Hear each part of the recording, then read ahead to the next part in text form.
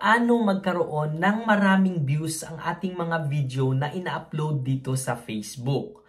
Kung gusto nyo pong malaman, panoorin nyo po ang buong videong ito. Kasi po ang katotohanan, halos lahat po tayo ay gustong-gusto natin na magkaroon ng maraming views.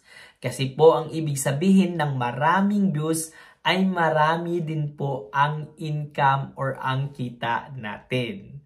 Pero ang katanungan, paano po ba magkaroon ng maraming views ang ating mga content or ang ating mga video?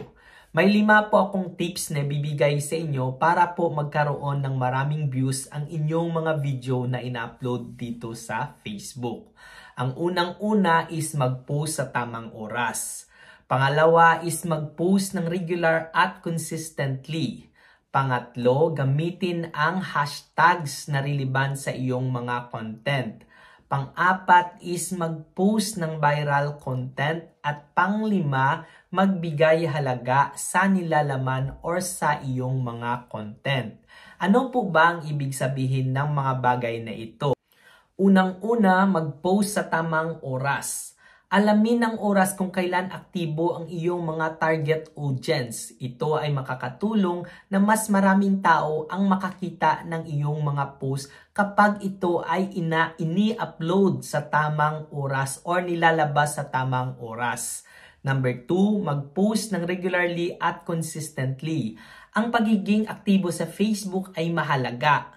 Mag-post ka ng regular at consistent na ang nilalaman ay may kaugnayan sa iyong mga target audience. Ang regular na pag-update ng iyong page ay magpapakita sa mga tao na ang iyong page or ang iyong account ay aktibo o di kaya buhay. Number 3, gamitin ang hashtags.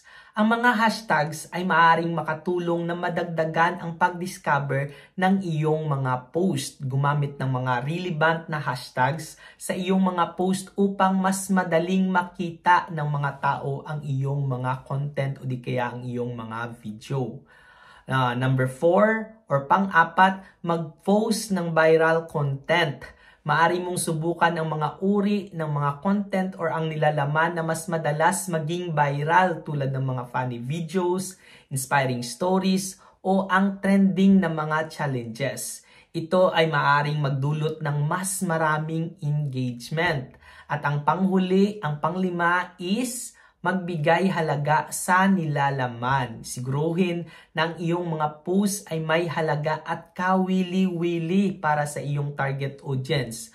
Pag-isipan ang mga kwento, impormasyon, or entertainment na makakatulong o magpapaligaya sa iyong mga followers.